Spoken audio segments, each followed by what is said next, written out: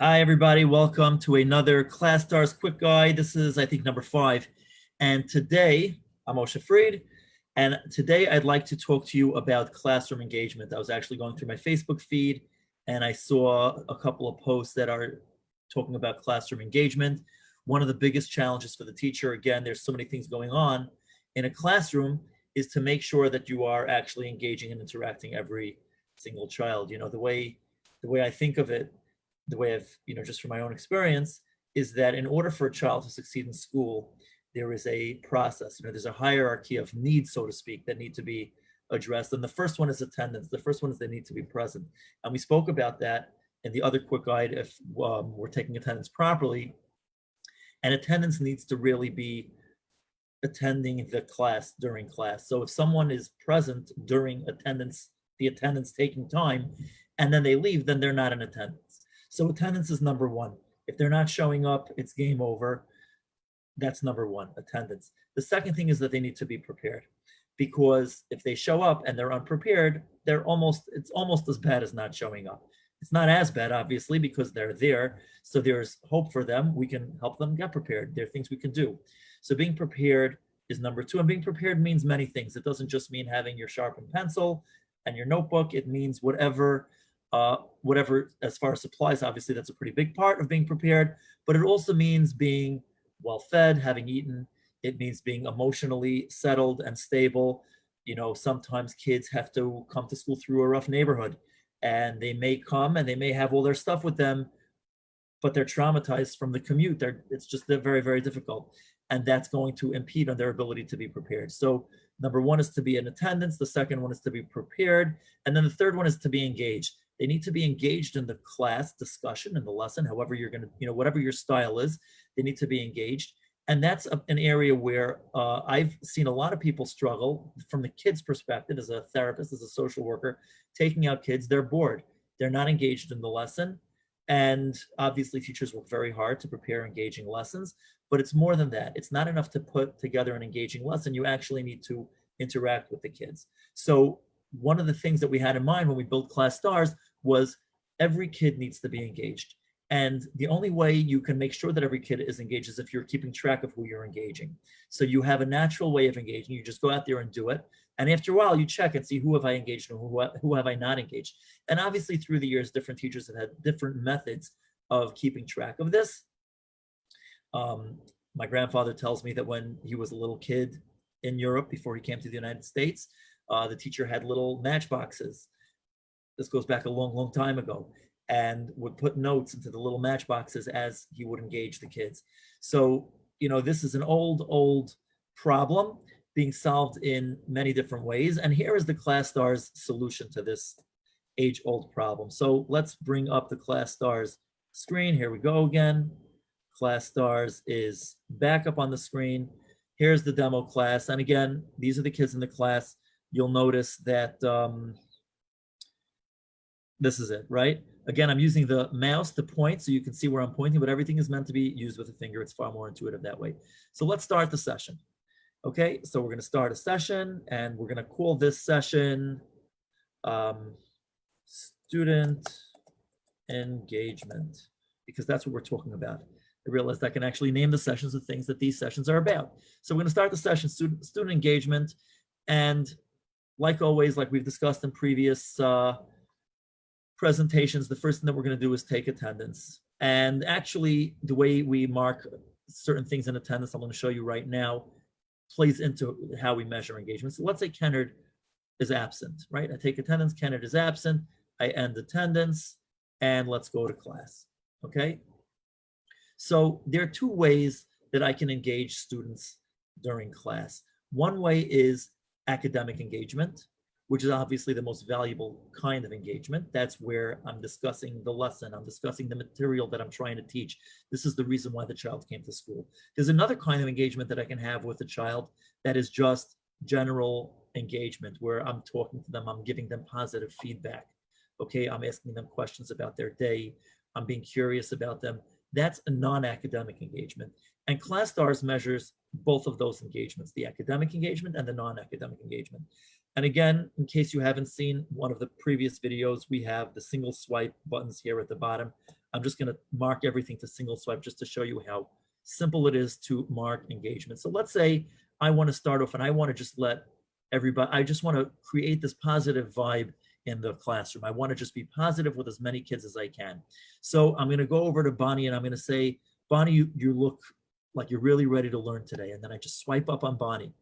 Okay, and you'll notice that as I did that swipe up, now she's got this little green notch in her meter. Nobody else has that. Okay, now this little green notch is the 2-day positive engagement meter. And as I'm giving kids positive feedback and swiping up on them, and obviously, again, I'm doing this with a mouse, but imagine using your finger just to swipe up. I'm not notching off each kid with the little positive 2-day meter. So let's say I spend the first couple of minutes of the class doing this, and then I go ahead and give my lesson. I can come back and look at this in real time, see which kids haven't yet gotten positive feedback, and then go give some positive feedback to some of them. And I can continue along my lesson and then come back to it another time. And I have this, and basically what's going to end up happening is that I may be giving some kids, more positive feedback than other kids. Maybe that's warranted. Obviously, there's a lot of flexibility in a classroom over a period of time. So I know now by looking at this that Bonnie has gotten the most positive feedback in the last 2 days. Again, this is just sample data. A lot of what's going to happen is the next day, you're going to see the last 2 days. Every day, you're going to see the last 2 days of positive feedback. So this way, tomorrow, if I miss somebody, so let's say I go and I give everybody positive feedback, except for, poor Davey here in the corner. He's been completely ignored by me today.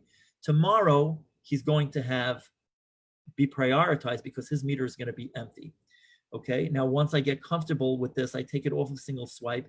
And now when I swipe up on Bobby, I actually get the positive feedback meter. So I can mark off, did he do a good effort? Did I just give him encouragement? Did he demonstrate self-control? Was it an act of kindness? Was it a good decision?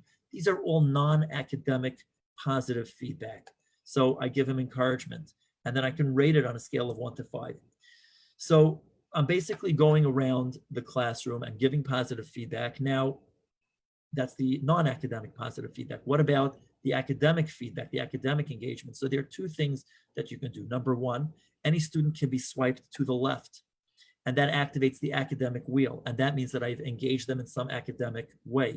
I'm asking them a question about the material that I'm teaching. So if they get it wrong, I mark that as incorrect, okay? If they get it right, let's say, so swipe to the right on Jocelyn, there are 2 responses for correct. There's advanced and basic. Advanced is where they demonstrate mastery on the subject that we're discussing. Basic is just basic competency.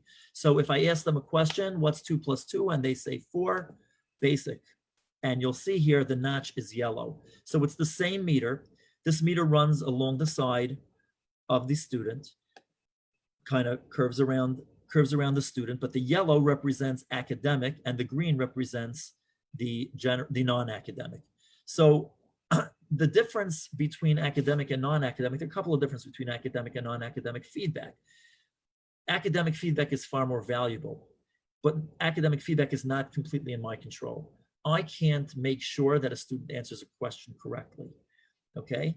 They have to know the answer, so that's up to them, and that's why it's more valuable. That's the trade-off. The general swipe up, the non-academic positive feedback, is something that is completely in my control. So kids that are struggling with academic feedback, that are not able to do it, at least they should be getting a lot of the non-academic engagement. Now, that's complete, all of this, in this case, everything is up to you. You can call on anybody, you can do whatever you want. But let's say you want to do a formative assessment. Let's say you want to just do a rapid fire call on kids and ask them questions. You're not sure who to call on. You hit the menu button here and you tap on Quick Quiz. Okay, Quick Quiz, basically, ClaStars takes a random kid and says, call on this kid. So now it's selected Lake. All other kids in the class are faded out. Lake is the only one that isn't faded, and you've got his wheel is activated here in the middle. And also his name and picture is up here in the top right corner. That's always the kid that's either been activated now or the last kid that was activated. And now I'm going to ask Lake a question. And let's say he answers it correct, basic. Okay, it's going to automatically select another kid. Now, even though it's random, it's not a true random. it's heavily weighted towards those kids that have been engaged the least. And the purpose of that is so that everybody is involved. And typically kids, there are some kids that are not going to want to be engaged. So they're going to figure out ways how to sneak under the radar. This is going to bring them out. So you tap on, you tap on the next, let's say Bharat gave an advanced answer. Now I'm going to call on Colin. Colin maybe gave an incorrect answer. And then I go to Darwin Bryce. So it jumps around the room, and it's actually helping me make sure that I'm calling on everybody. And you can go through the entire class this way, or you can pause it and then come back to it later. And then when you're pausing on Quick Quiz, now you can do the up swipes. Now you can give the other kinds of positive feedback, encouragement. I can resume Quick Quiz and come back to it. And then you'll see those kids that were already selected will have a check in their box next to their picture. And those that haven't been selected yet are going to have the dash. So now we've selected Franklin. He has the dash. As soon as I mark his thing, it jumps over to Stevie. Now there are two other options here in the academic wheel. There's on track, which means that it's not correct, but I gave some, but it was within the ballpark. So it's like you can call it a partial credit. It counts as a positive feedback. Okay, so it counts as a positive feedback when it comes to the ratio. And in case I haven't explained to you the ratio, I'll talk about that in another minute or so. And then the other one is other.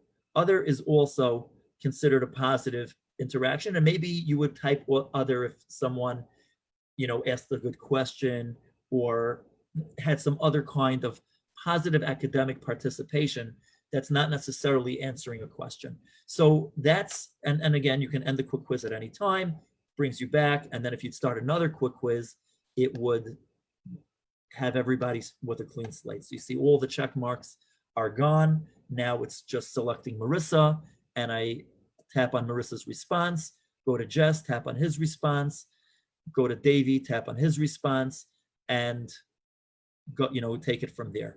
We'll end Quick Quiz. Now, again, you can look at this very simply and see that there are some kids that have gotten no positive feedback yet today. Okay, Sitara has gotten no positive feedback. Colin has gotten no positive feedback. Elijah has gotten no positive feedback.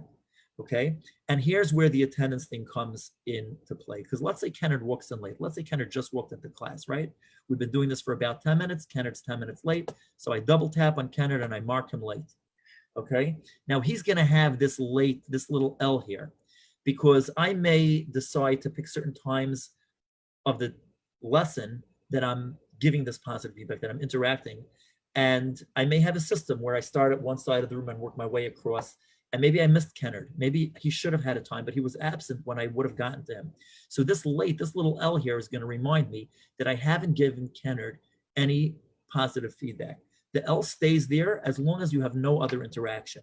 But the minute you swipe up on Kennard or swipe in any direction on Kennard and mark off a good effort, after 5 seconds, the L is going to disappear. So now Kennard is with everybody else, and it's no longer relevant that he was late right now. Of course, there's a record in the dashboards, you can see that.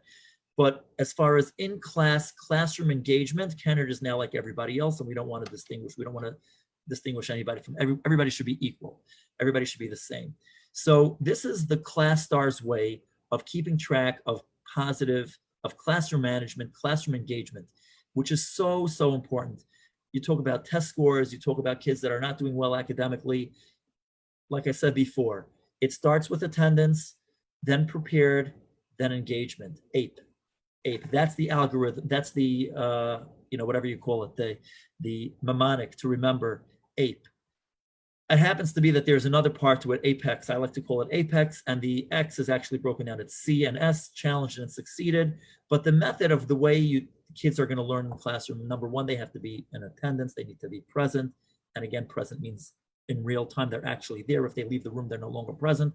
They need to be prepared. They need to be engaged. And then they need to be challenged, but they also need to succeed. They need to have some measure of success. Otherwise, they give up. If you're working on something and you're not getting any kind of positive feeling of success, taste of success, you're going to give up. That's human nature. So it's important that kids are challenged, but it's also important that we see to it that they succeed. So if we give them challenges that are too difficult for them, that's out of reach for them, they are more likely to give up than if we give them challenges that are within reach.